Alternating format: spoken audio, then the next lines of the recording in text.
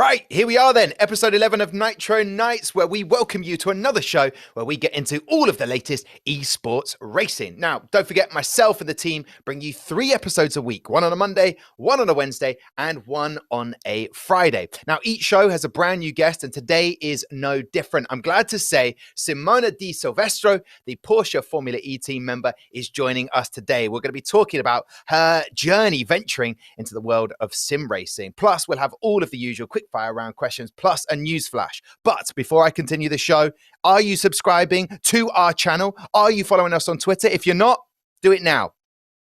Go on. I'll wait.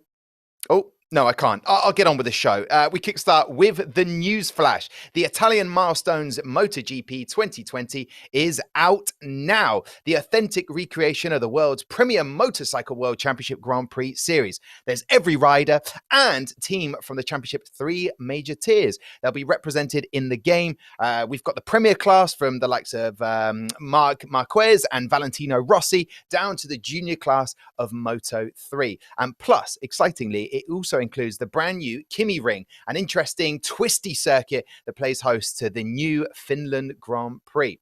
And now also featured are 2 historic tracks. Now, one of them is a Donington Park from 2015, and there's also Laguna Seca of 2013. Though I have to say, it's unclear yet if MotoGP 20 will be used for the upcoming virtual Spanish Grand Prix. What's that? You didn't know? Well, they've made the announcement. MotoGP has announced it will run its first virtual GP to replace the postponed Spanish Grand Prix on the 3rd of May, with Moto 2 and Moto 3 featured on the virtual bill. Now, they've already run 2 races in the past. That was a part of hashtag Stay at Home GPs.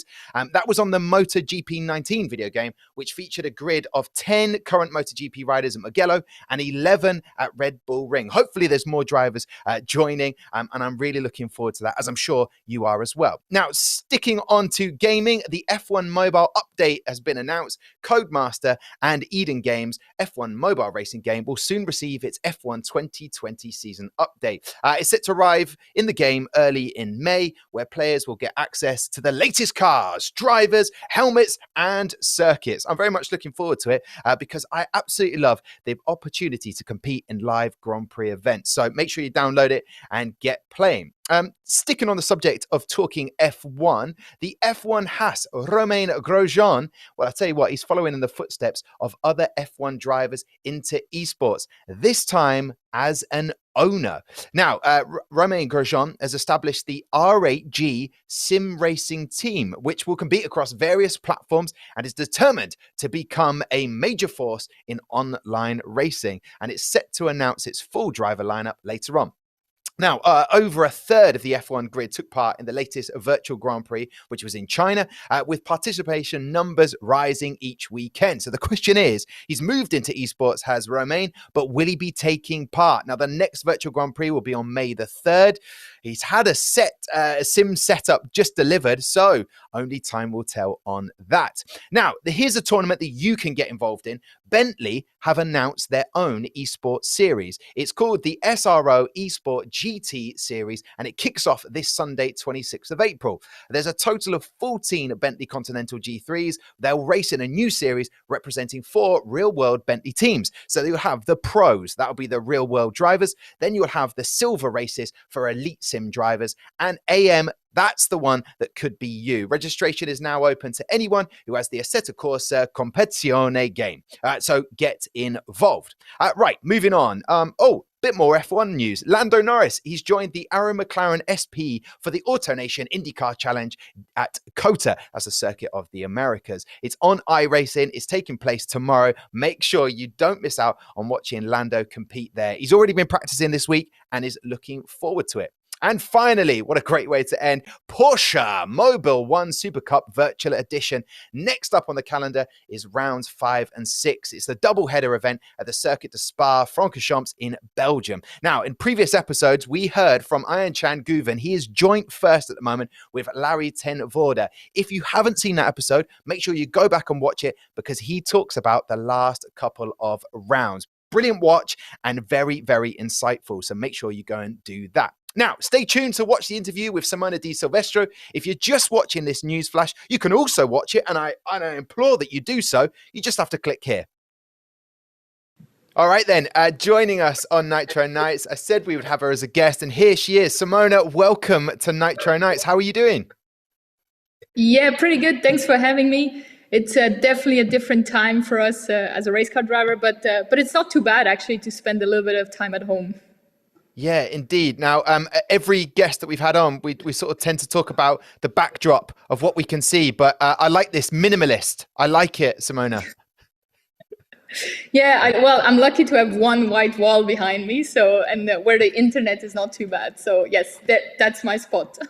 That seems to be the general challenge for everyone at the moment is getting good enough internet. And now I do want to ask you immediately about sim racing, but before we get there, I just wanted to find out about your new involvement with Porsche. And I know that you said that becoming part of the Porsche family as the first female works driver makes you very proud. But you know, your experience in Formula E is going to be so influential for them. How have you found your new role in the team? Yeah, it's been a dream come true, to be honest, to sign with Porsche, because it's such a like awesome brand, especially in racing. That's kind of who you want to be with, and especially going for them going into the Formula E program, it's been pretty exciting. I have a bit of experience in Formula E, so I've been helping them a little bit in the development, and also with Neil and Andre. I'm at most of the races actually, and as a third driver just in case something happens. But yeah, just being part of the team, learning from them as well. Being with a manufacturer, it's quite different than any other racing team I've been before. So there's just more full on with everything, and you learn a lot, and there's a lot of expectation on you as well. But the really cool thing is, like, every time you get in a race car, you can fight for a good position. And especially for Formula E, it's been really busy for them, for all of us. It's a lot of work on us, but we all work really well together. So it's quite fun. Yeah, is it nicer? I mean, obviously, as a racing driver, you work as part of a team, but you feel very sort of singular. It feels like a single seat racer. You feel on your own, but now your task is more broader as part of the team. How are you finding that element? Yeah, it's just much bigger. The cool thing about it's a big team, but it feels like a big family, and I think that's really different at Porsche. And if you ask any Porsche driver, that's what they say. It's just everybody works together. Also, when somebody is struggling a little bit, it seems like the team really helps. Try to find the best way for you. And I think that's really special. Because in racing it can be pretty cutthroat sometimes, and to be there for me now, it's really special. Also, if I look back at my career, I feel like I've never really gotten the shot. I've been close, but never been in the proper environment to be really successful and try to win races. And I think now signing with them, I think that's really that step that I've been wanting for and fighting for. And now it's kind of down to me to make the most out of it. So I'm pretty excited, and yeah, it's a lot of fun. But definitely, now it's weird not to be in a race car because I can't really show what I'm, how quick I am and things like that. Yeah. But we're all still in contact a lot, and actually, yeah, busy with what we're going to talk about next, I guess. Yeah, well, listen, I was going to say, I mean, that's just life, the way it goes sometimes. You get this opportunity and then something else changes. But you mentioned the cutthroat world of racing. Now you're in the cutthroat world of sim racing. Let's start with, did you have much experience? What's your level at the moment? How are you finding it? Yeah, it's been interesting. It's actually funny. I think when iRacing just had come out, maybe 10, 12 years ago, I got kind of signed up because I was racing in America and all that. And I did a few races and it was kind of fun, but I've never been really a video game person, so I don't really have the patience for it. And here I am today spending almost between 3 to 5 hours a day to be an average sim racer at the moment. So yeah, it's been pretty fun, but I think pretty frustrating actually, most of it, because it's quite different to drive. And I think I drive it too much as a car, so I need to find the little tricks and things and things like that. But Porsche as well, they have a few championships that I'm part of, so there's pressure there as well because they want us to do well as official drivers, and we're racing against sim drivers who are definitely quicker than us at the moment. So there's a lot of time spent in the basement right now to try to become a little bit quicker, and it's getting there, but there's still a lot of work, to be honest. Yeah, I mean, average. You can only at least it's only upwards, right? That's the positive. You can only That's go true. upwards.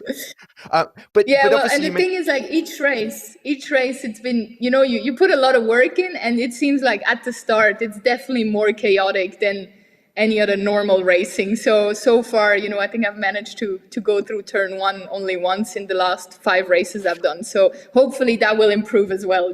I think yeah. we'll just learning.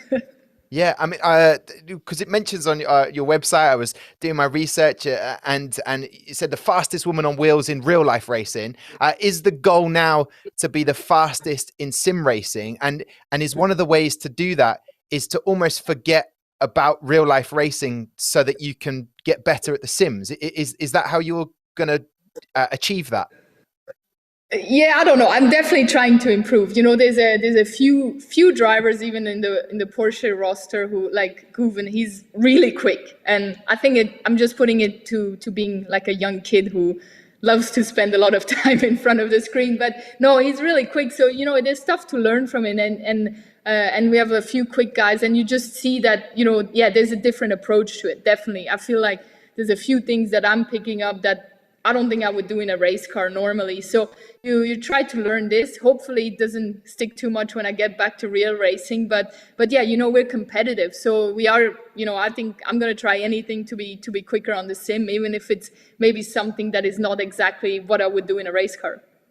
Yeah, I imagine at the moment, Simona, it's just very frustrating for you once you leave the basement, just frustration. But hopefully you'll be getting there. Simona, I wanted to ask about the process of you getting your rig and what was your involvement with Racing Fuel Academy? Are they helping you train and kind of what's that process been like?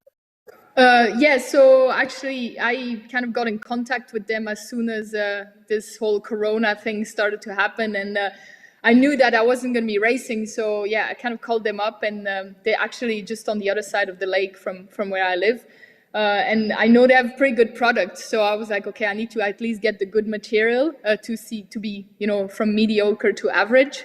And and yeah, it's been good. The rig has been awesome. It's so easy. It was like easy to plug in. I'm not the most techie person out there, so it's just really straightforward to get on with it. But no, actually, who's helping us the most? Actually, through Porsche, we have a bit of a help through there. So we have some testing going on with them and with all the boys. So it's been quite fun because we all get on at the same time and we all practice kind of together and yeah and learn from each other. So it's been good. Yeah, Ayhancan Güven was a guest on the show, and I mean he is incredibly quick in the Porsche Supermobile One Virtual Edition Cup. Him and Larry Ten Voorde are incredible. Has he been Yeah. able to give you any tips? Yeah, it's pretty frustrating to see how much quicker he is. It's not tense. It's like maybe 1 or 2 seconds sometimes. So it's quite a lot. And yeah, he just drives it way differently. I don't know. I think the big thing I'm starting to figure out is that you have to anticipate so much more. Because you don't really feel the car, so it seems like when you're catching it before it actually oversteers, you gain a lot of time in that. So I think you just have to unprogram your head a little bit and go down. But Yeah. yeah, he's incredibly quick. I think anything is jumped in right now on iRacing. He's been right there. So yeah, definitely. I think all of us are chasing him in the Porsche family. Indeed, and I mean it's going to be a great competition tomorrow when he races Larry Ten Voorde again. I did find out, like in terms of techniques to help the people who watch Nitro Nights, is NLP, the neural linguistic programming, ever come into your training so that you're able to anticipate certain turns? I mean, you mentioned it. Turn one is something you need to overcome. So would NLP help that in some way? Maybe. I think, to be honest, I'm just really, getting on top of it, all the things that I need to learn. And the start is just, the problem is I think I'm usually where all the other race car drivers are and not the sim racers. And you see a Yeah. difference between us racing driver and the sim race. I think the sim racers are much more clean, when they try to pass. And like for us, or for me as well, when I see a gap, I don't know, I just go for it. And I think in the normal race car, it would kind of be okay because you know, you can feel the other car, where on the sim you can't, so you can't really judge that. And I think for us racing drivers who don't have that much experience at the moment, it's a bit hard to understand that where really the other car is, how close it really is, because normally in the car you have that feeling around you. And yeah, that's been interesting. And I think, you can really see, I think most of us who get in trouble are the proper race car drivers and not the sim racers. And that's what everyone seems to say. It's, we just, don't maybe leave enough space or things like that and end up crashing. So we are learning that, and I'm learning that. And it's a learning process for sure. Okay, and I just wanted to ask, Simona, which platforms are you training on? Is it iRacing, R-Factor, Assetto Corsa? Yeah, iRacing. So I told myself I'm just going to stick to one for a bit until I kind of get all right. So iRacing has been the biggest thing. And we do the Porsche Cup, and there's also a few little championships here and there that I try to get on. So I try not to get too confused with it, because the cars are different and stuff like that. So try to get my head around one car and kind of move on from that. And once I'm much better, I think then it'll be a bit the plateau will be a bit more open. But I think it's fun racing a few guys in Australia as well, where I used to race. So it's been pretty cool actually to kind of be in contact with everyone. Yeah, I suppose that's during this COVID-19 pandemic. That's the best time. It connects people again, but not physically. It's just online. Well, listen, Simona, I'm loving chatting to you so far, but I have to be quite difficult now and give you the quick fire question round. Are you ready for the quick fire question? I'm not. It's not going to be easy. Okay. I hope so. Okay. All right, Simona, your time starts now. Happiest moment racing in your career? Podium in Houston IndyCar. Switzerland to live or the USA? Switzerland. Ooh. Best food from the USA? Burger. Just a burger. No cheese, no salad, no nothing. Just burger. No, it's a normal burger. Favorite car you've raced in your career so far? IndyCar. What series are you watching right now? Dead to Me. Ooh, okay. Who will win the next ABB Formula E Racing at Home Challenge? Hopefully Andre. Favorite circuit to race on? Bathurst. Things you missed most about real life racing?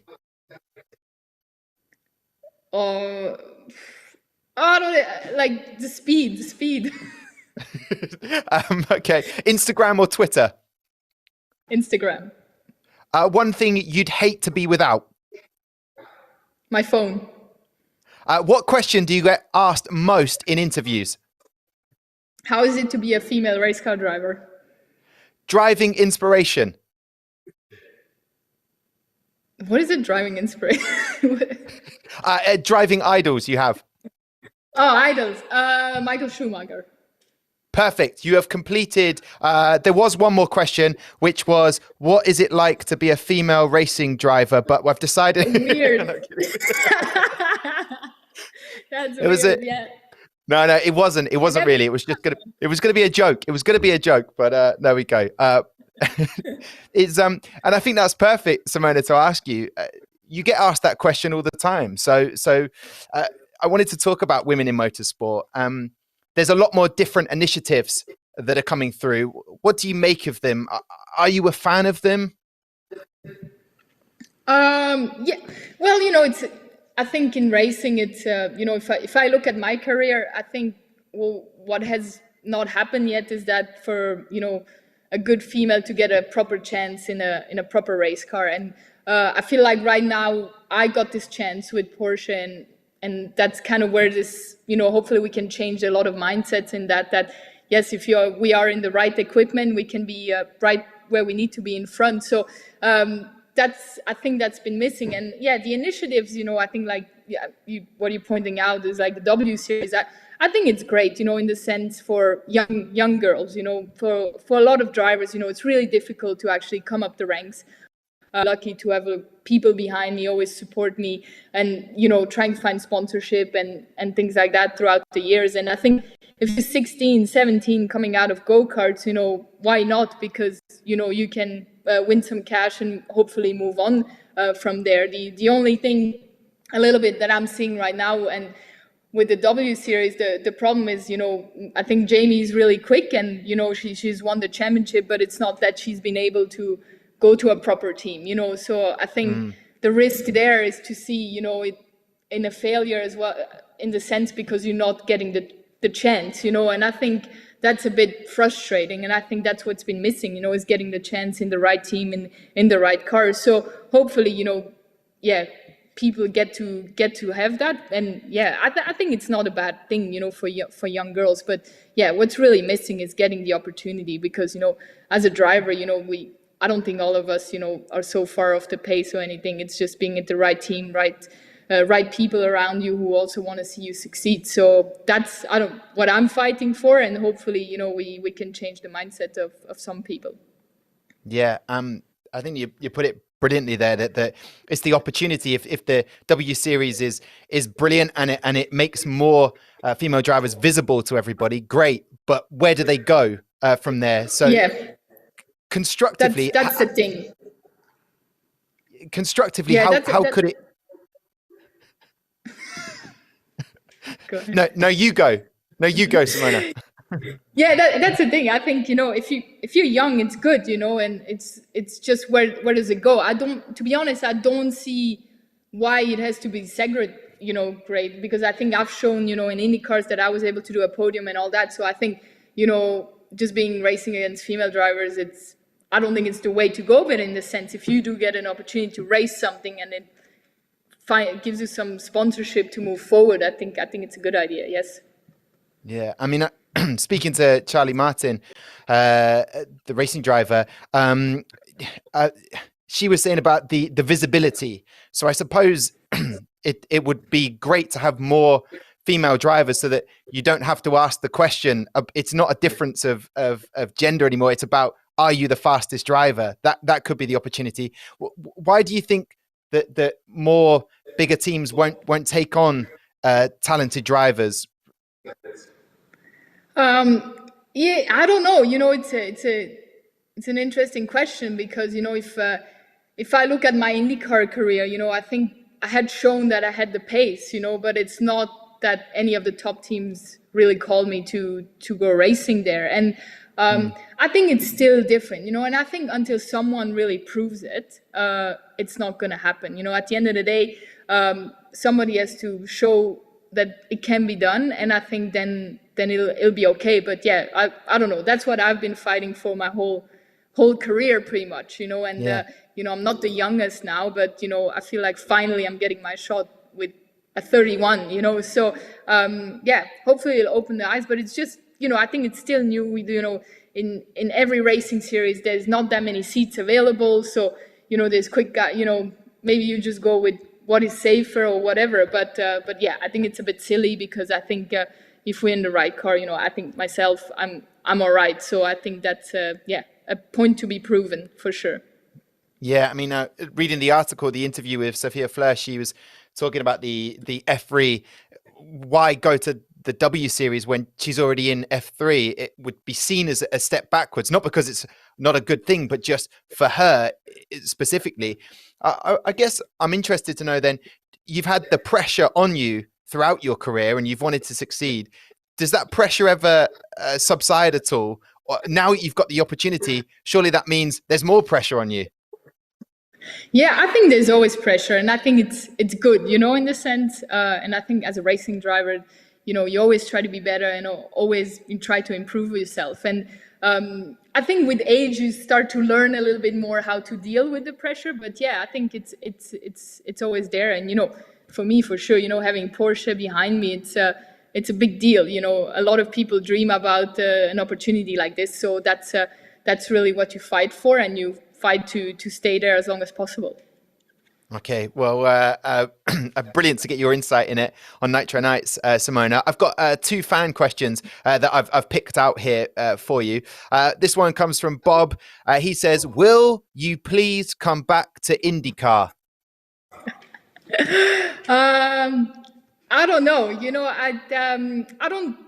We never know where the future is. But right now I'm really happy in my position with Porsche, and maybe an Indy 500 if the calendars would align, or the stars would align, and something like that could be a possibility. But yeah, no, at the moment it's not possible, and quite happy where I am right now.